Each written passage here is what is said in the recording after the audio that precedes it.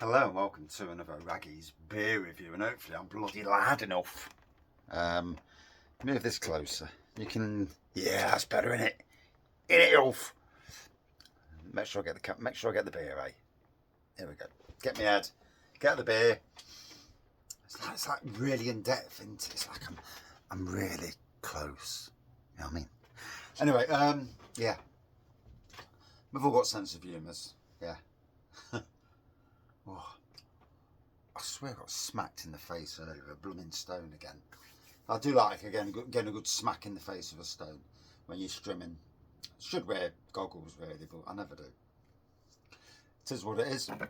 So we're going over to Burslem in Stoke, to Titanic Brewery. Absolutely must visit brewery and their bod pubs and that.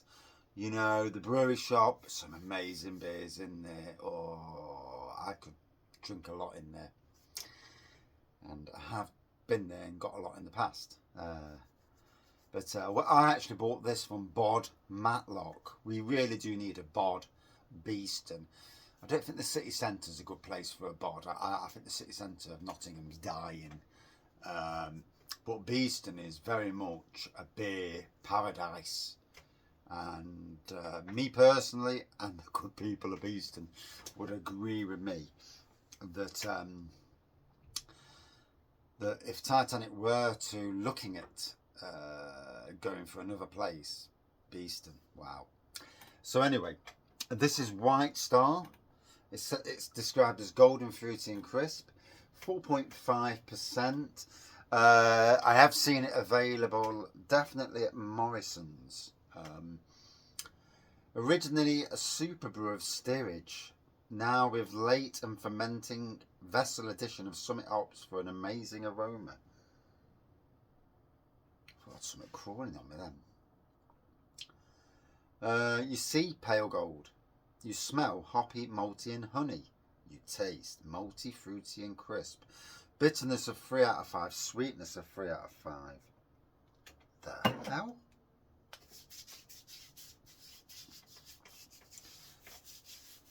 Feels like something's crawling at my blooming arm. Got any tablets left? No. No, looking for my hay fever tablets, me itchy tablets that I take. So let's pour this out. Let's have a look, and we'll see how it goes. Yeah, in the grand scheme of things, at least. So, lovely pop of smoke there, and crystal clear pour. Lovely gold, light gold, blonde colour pour. You know, lovely white head, and pretty much a decent pour by me. I mean, that should be applauded for actually pouring a beer half decent for a change. Did you notice that this is on a wonk? Because there's a little bit of head that end and there's a load of head this end. So, yeah. Spirit levels, who uses them, eh? We don't use spirit levels. Go by eye if it looks near enough, near good as damn it, you know. Anyway, cheers all.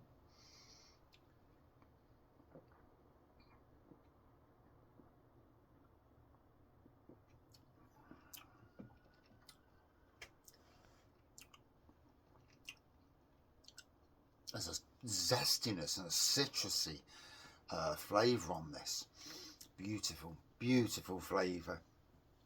You know, this is a brewery that absolutely, and I've always held, even at the start of Raggy's beer reviews, you know, back in the day, even before the beer reviews, when I used to work at Sainsbury's, we all had a high regard of the modern traditional beers from Titanic. And Titanic, apart from a couple of beers in cans, have pretty much stayed firmly in that cask and modern traditional area of things, whether they call themselves craft or not. The perception, at least by people like me, or only me, who knows, is that they are a modern traditional brewery. I mean, look at that. Crystal clear pour, no sediment, but with plenty of flavour. Obviously, a lot of breweries use finings to strip out the cloudiness, but their problem with that is you strip out flavour. So I suppose the only way to counterbalance that is to add a lot more flavour in the first place, so that when you do strip it out, you still have a good amount left over.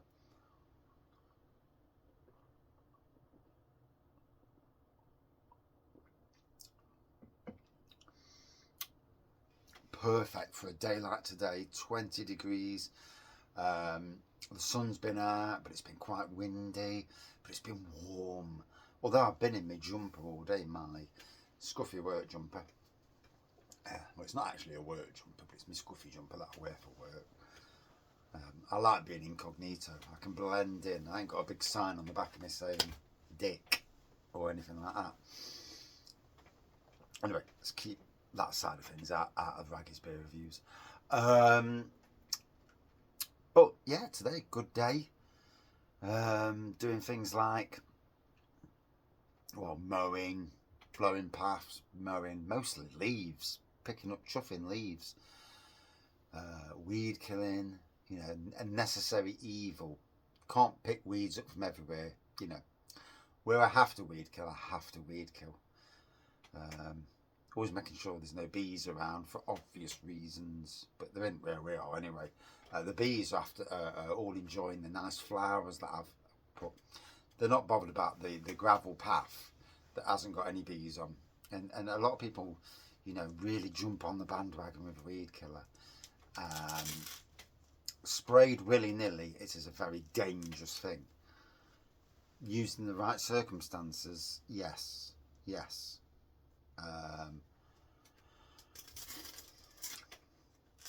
I mean, if you're using it on big areas where the weeds are up here, then there's a good chance, you know, there are going to be bees in that. You know, the only thing to do there is to strim it down first, which the bees disperse when you strim, and then weed kill. But being a gardener, but then, you know, I weeded the kitchen garden and the secret garden over at Kelham. We desperately need the rain. We've had a bit of rain tonight, funnily enough. Not really enough to do any justice, but certainly enough to give the plants a bit of something to... Nice bit of water to trough on, put a bit of growth on maybe. If it gets through the tree canopy and in the secret garden at least. But the secret garden is developing as well. A good downpour will really help matters. And I'm on the fine balancing act now between mowing the grass because it's going brown, so I've got to be careful there, and watering. And then all of a sudden, when it does rain, that's great because I can go inside and do some indoor work and sort out my marquee, which is going to be tucked down soon and replaced by a polytunnel. Wonders will never cease. Although I have put my own 2 greenhouses at work, which I've got to put a nice wooden floor down in both of them. Build some tables for the plants to go on. So looking forward to that. You know, that's different work. It's interesting. I don't think I'm going to sow anything until the warm weather dies down a bit. You know, into September. But nonetheless, because it's warm in the greenhouse, stuff will grow at different times of the year than it should do. In any case.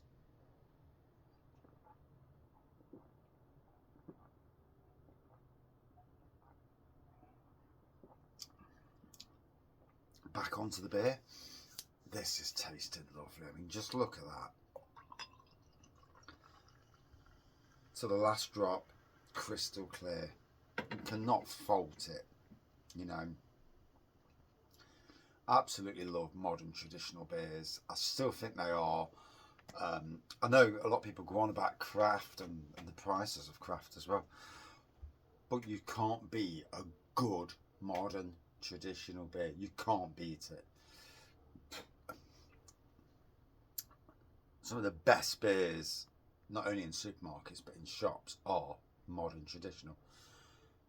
I reviewed one the other day, Fuller's Golden Pride. without a shadow of a doubt, the best beer in all supermarkets, in my absolute opinion. It delivers on flavour, aroma, price, and ABV. Yeah, yeah, and I like it. So there's the 5.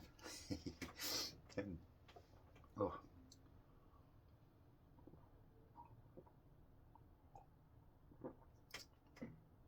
A good day today as well, from a mental health standpoint. Yeah, a good day. And yeah.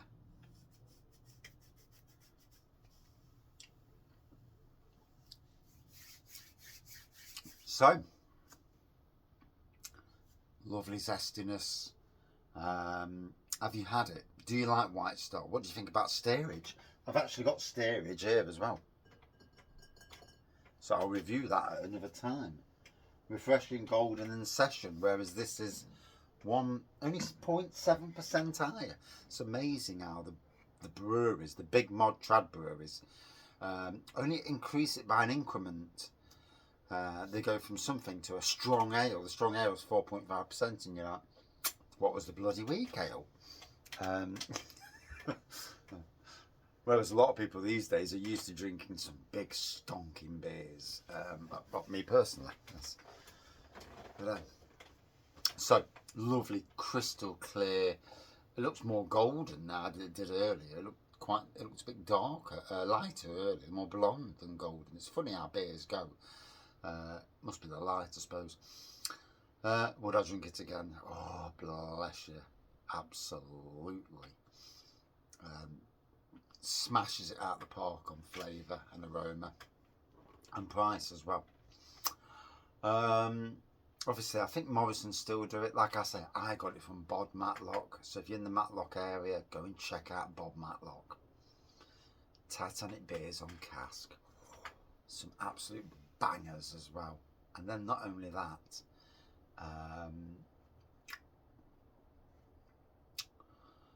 Titanic beers on cask rather, and then in bottle as well. And you go there, you just get yourself a nice beer haul, take some pennies, go and shoot your son. I'm quietly hoping that the good fellow at the Byron's Rest in Hucknall does a Titanic tap takeover, because he has plum porter in there all the time. He had Dr. Rudy the other day. I should have picked the bloody bottle up. I was there, I seen it, and I didn't pick the bottle up. And you know when you need one for the set, and yeah, I should have picked it up. I might have to pop in on Sunday and grab a bottle. We're busy as hell till then, or maybe even Friday, nip up and grab one. But we'll see. Busy weekend. Work. 12-hour days. Buff.